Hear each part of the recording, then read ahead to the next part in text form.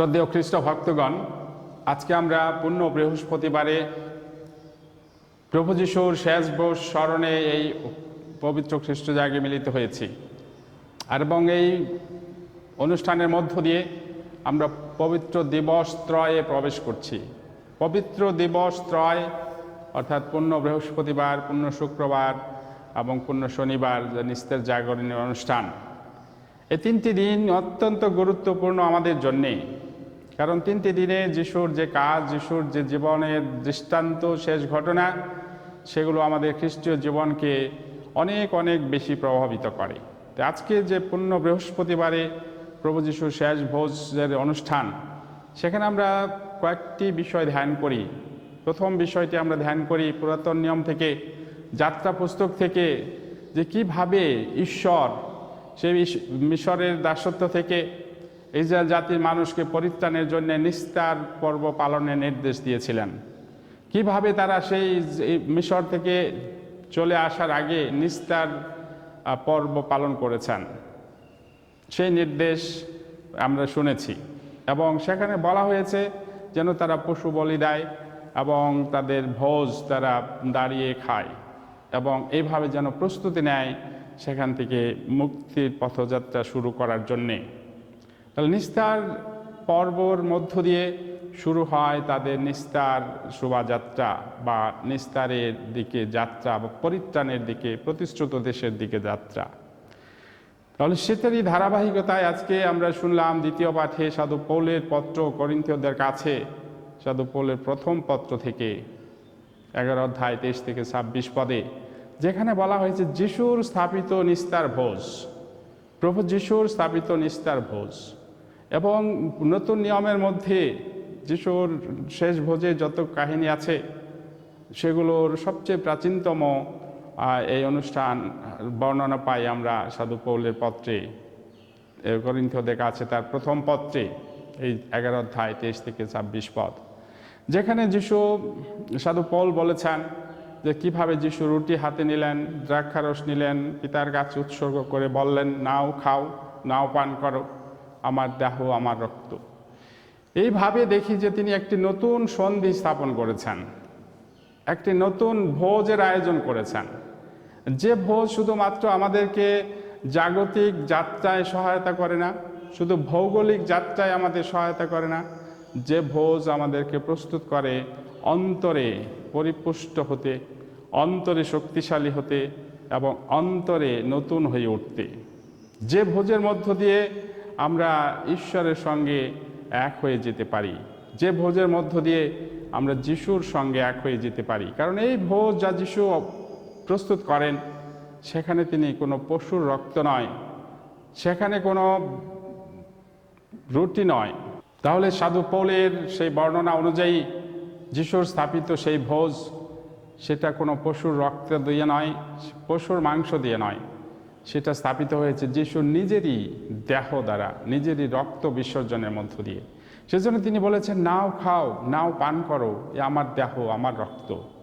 এবং এই দেহ রক্ত, যিশুর এই দেহ রক্ত আমরা গ্রহণ করার মধ্য দিয়ে, এই ভোজে অংশগ্রহণের মধ্য দিয়ে আমরা যিশুকে গ্রহণ করি, যিশুর সাথে এক হয়ে যাই এবং অন্তরে বলিয়ান হই, শক্তিশালী হই, আমাদের অন্তরাত্মাকে আমরা পরিপুষ্ট করি।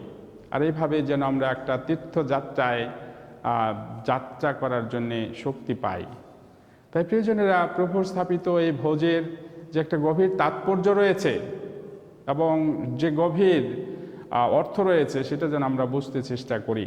তাহলে আজকে যখন যিশু শেষ ভোজ অনুষ্ঠান করি, তখন আমরা অন্তরে এই প্রতিজ্ঞা নিতে পারি যে আমাদের জন্যে একটা বাধ্যতামূলক রবিবাসরীয় খ্রিস্ট জায়গায় যোগদান করা, আমাদের জন্যে একটা অবশ্য পালনীয় দিবস, যেদিনে আমরা এই খ্রিস্ট জায়গায় অংশগ্রহণ করি, বিশ্বাস ভক্তি নিয়ে যিশুকে গ্রহণ করি আর এইভাবে যিশুর সাথে এক হয়ে উঠি। কিন্তু কতবার আমরা ভুলে যাই, কতবার আমরা জাগতিক ব্যস্ততায়, কাজের অজুহাতে আমরা এই রবিবাসরী উপাসনায় অংশগ্রহণ করি না।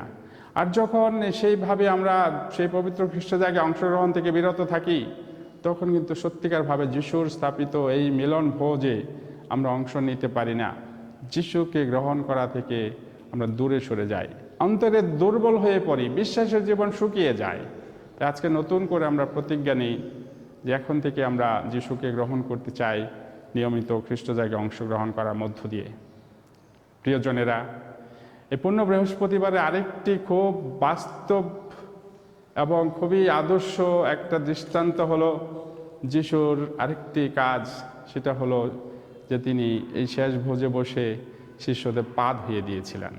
সাধু যোহানের লেখা মঙ্গল সমাচার থেকে আমরা শুনেছি যে কীভাবে যিশু শেষ ভোজে বসে ভোজ চলাকালীন সময়ে একটি পর্যায়ে তিনি উঠে যান, যে তিনি যে সত্যিকারভাবেই সেবক হিসাবে এই জগতে এসেছেন, তিনি যে সত্যিই বলেছেন যে আমি সেবা পেতে নয় সেবা করতে এসেছি, সেটার তিনি চূড়ান্ত প্রমাণ দিয়েছেন বাস্তব কাজের মধ্য দিয়ে, সেবার মধ্য দিয়ে। আর সেই সেবা শুধু সাধারণ একটি কাজের মধ্যে নয়, ব্যতিক্রম ধর্মী একটি কাজ, আর সেটা হলো পা ধুইয়ে দেওয়া, তারপরেও তার শিষ্যদের পা ধুইয়ে দেওয়া। আমরা সবাই জানি যিশু গুরু, শিষ্যরা হলেন তার অনুসারী। তাহলে যিশু গুরু হয়ে এই শিষ্যদের পা ধুয়ে দিয়েছেন। আর এখানে দেখি যে একটা গভীর ভালোবাসা, গভীর নম্রতা, এখানে দেখি সেবার আরেকটি উজ্জ্বল দৃষ্টান্ত। এখানে নেই কোনো অহংবোধ, নেই কোনো ছোট নিচু বা উঁচু নিচু ভেদাভেদ। এখানে তিনি দেখিয়েছেন যে আমরা সবাই আহুত হয়েছি সেবা করতে, সবাই এসেছি সেবা করতে, সবার মর্যাদা আছে, সম্মান আছে, তাই আমরা সবাইকেই সেবা করতে পারি। যিশুর এই সেবা, যিশুর এই পা ধুয়ে দেওয়া, এটা হলো যিশুর নম্রতার চিহ্ন, যিশুর ভালোবাসার চিহ্ন। তাহলে আজকে আমাদের জন্য আহ্বান যে আমরা কিভাবে একে অন্যের পা ধুয়ে দিতে পারি, অর্থাৎ কিভাবে আমরা একে অন্যের পাশে থাকতে পারি সব সময়, যেন অন্যদেরকে শুচি শুভ্র করতে পারি, পবিত্রতার পথে আনতে পারি, অন্যদেরকে যিশুর সেই সেবা কাজের আদর্শে অনুপ্রাণিত করতে পারি। অনেকবার আমরা সেটা ভুলে যাই। আমরা সেবা পেতে চাই, আমরা বড় হতে চাই, আমরা অন্যদেরকে ছোট করে দেখতে চাই। কিন্তু যিশু বলেছেন, আমি গুরু এবং প্রভু হয়ে যা কিছু করলাম তোমরা তাই করো। তাহলে যিশুর এই শেষ নির্দেশ আমাদের জন্যে, যদি আমরা বড় হতে চাই আমাদের হতে হবে সবার সেবক, আমরা যদি মহান হতে চাই হতে হবে দাস। আর যিশু সেটা কাজের মধ্য দিয়ে প্রমাণ দিয়েছেন। তাহলে আমাদের পরিচয় হবে আমাদের কাজের মধ্যে, কথাই নয়, আমাদের শুধুমাত্র শিক্ষা দীক্ষায় নয়, আমাদের শুধু পেশাগত দক্ষতায় নয়, আমাদের পরিচয় হবে আমাদের সেই সেবা কাজে, ভালোবাসার কাজে এবং অন্যদের কল্যাণ কাজে। তাই আজকের এই প্রভু যিশুর এই অন্তিম ভোজ স্মরণে যে কয়েকটি বিষয় আমরা চিন্তায় ধ্যানে রাখতে পারি, সেটা হলো যে শেষ ভোজ বা নিস্তার ভোজ, পুরাতন নিয়ম থেকে সেই ভোজের আলোকে আমরা যেন ঈশ্বরের নির্দেশ মতো আমাদের জীবনযাপন করি। যিশুর স্থাপিত নিস্তার ভোজ বা শেষ ভোজ, এই পবিত্র খ্রিস্টজাগ, এই খ্রিস্টজাগে যেন নিয়মিত অংশগ্রহণ করি। যিশুকে গ্রহণের মধ্য দিয়ে যেন আমরা উপলব্ধি করি যে আমরা যিশুকে স্পর্শ করছি যখন খ্রিস্টপ্রসাদ হাতে নেই, যিশুকে গ্রহণ করছি এবং একই যিশু আমাদের প্রত্যেকের অন্তরে এসে যাচ্ছেন। আমরা সবাই সেই যিশুতে পরিণত হচ্ছি, সবাই হয়ে উঠছি এক খ্রিস্ট বিশ্বাসী, খ্রিস্টেতে ভাই বোন। এখানে আমাদের একটা মিলন, একটা একাত্মতা, একটা সমান মর্যাদা যিশু দিয়েছেন। আর সেবার মধ্য দিয়ে আমরা সেই কাজের মধ্য দিয়ে সেই সত্যটাকে প্রকাশ করব। এই আশীর্বাদ ঈশ্বর আমাদের সবাইকে দান করুন।